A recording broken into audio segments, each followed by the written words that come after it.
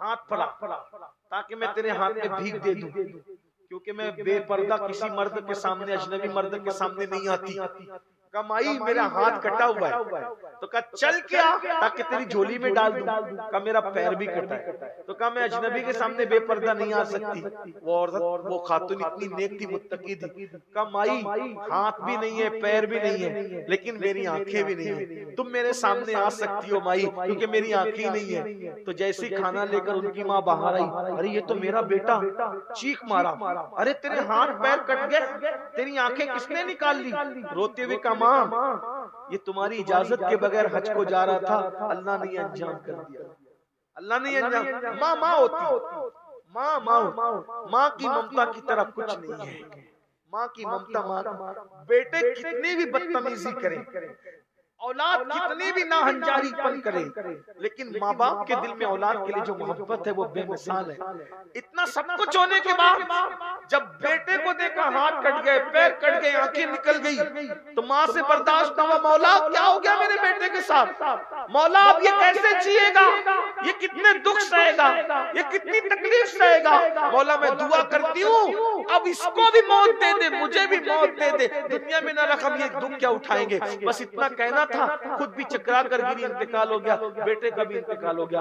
आपसे मैं पूछना चाहता हूँ मेरी कौम के जवानों, बताओ अगर माँ का दिल दुखा के हज को जा रहे थे, अल्लाह ने ये अंजाम किया, जो आज माँ बाप का दिल दुखा के मुशरिकीन के साथ शादियां कर रहे, मुनकिरीन इस्लाम के साथ शादियां करें, क्या अंजाम होगा? अपनी पसंद की शादी के चक्कर में माँ बाप की बद्दुआ ले रहे, क्या अंजाम होगा? इसलिए अगर आपने आज से पहले माँ बाप का दिल दुखाया, आज शबे मेराज है, बहुत कीमती रात है, दुआओं की कबूलियत की रात है, दुआ की मकबूलियत की रात है। जाओ अपने माँ बाप से माफी मांगो, अगर वो इंतकाल कर गए तो उनकी कब्रों पे जाके माफी मांगो, अपने माँ बाप को मनाओ, अगर इंतकाल कर गए तो मगफिरत की दुआ करते करते उनको मनाओ, मगफिरत की दुआएं करते करते उनको राजी करो, उनके लिए साले सवाब करो और अपनी जिंदगी को बदलो। और अगर वो हयात हैं उनकी कद्र करो, उनकी खिदमत करो, अपने ऊपर लाजिम कर लो, रोजाना अपने माँ बाप के पैर दबाओ, अपने माँ बाप को अपने पास रखो, अपनी औलाद से ज्यादा अपने माँ बाप को चाहो, उनको अपने पास रखो, उनकी खिदमत करो,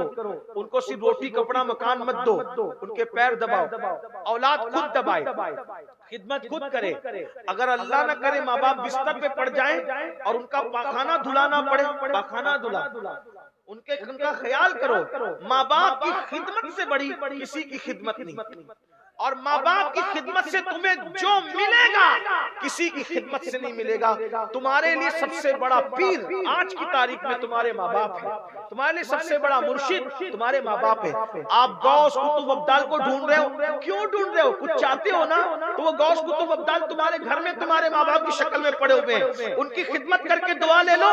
गौस कुतुब अब्दाल की दुआ से जो मिलता है उससे ज्यादा तुम्हें तुम्हारे माँ बाप की दुआ से मिलेगा। क्यों ज्यादा मिलेगा? इसलिए कह रहा हूँ कि गौस की दुआ गौस की तरह होगी, कुतुब की दुआ कुतुब की तरह होगी, मगर माँ बाप की दुआ तो नबी की दुआ की तरह है ना, उससे बढ़कर माँ बाप की दुआ का मर्तबा है। इसलिए अपने माँ बाप की खूब खिदमत करो, उनको राजी करो। मेराज की रात है, बहुत खूबसूरत रात है, आज अल्लाह की मुलाकात उसके महबूब से हुई, महबूब की मुलाकात अल्लाह से हुई। क्या प्यारी रात है। घर जाना, कुछ रकअतें नमाज पढ़ना, हो सके तो दुरूद शरीफ पढ़ना, इबादत करना, ला हौला वला कुव्वता इल्ला बिल्लाहिल अलीय्यिल अज़ीम। ये तोहफा आज की रात ही मिला।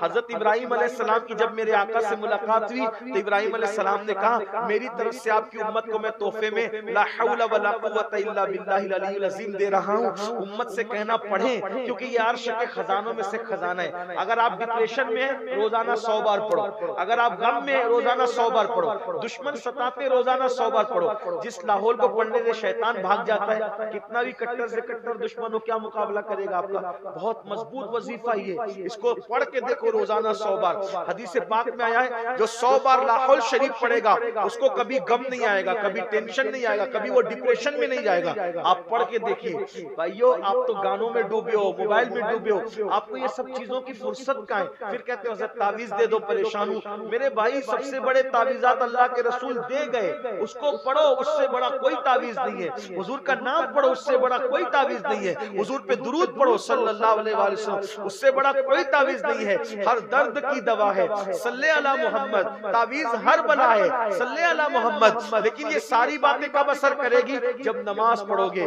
नमाज भी आज की रात ही फर्ज हुई है। मेरे आका अलैहिस्सलाम के दीवानों, सोचो अल्लाह ने जितने अहकामात भेजना थे सारे अहकामात जमीन पे भेजा, जिब्रील अलैहिस्सलाम के जरिए भेजा, मगर जब नमाज देनी हुई तो जमीन पे नहीं दिया, लामकाम की बुलंदियों पे बुलाया और डायरेक्ट अपने महबूब को नमाज दी। 50 वक्त की नमाज दी। हुजूर ने कम करा के 5 करवा ली तो फरमाया महबूब हमारा कानून नहीं बदलता, आपका जो भी उम्मती 5 वक्त की नमाज पढ़ेगा हम उसको 50 वक्त की नमाज का सवाब अता फरमाएंगे।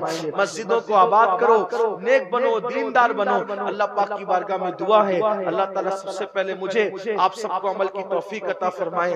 गुफ्तगू के दरमियान कोई गलती हो तो अल्लाह माफ फरमाए। आज शबे मेराज है, दुआ की कबूलियत की रात। आज दुआ कबूल होगी यकीनन इंशाअल्लाह। सब लोग बैठ जाएं, आज हम दुआ कर लेते, इसलिए कि आज दुआ की खास रात।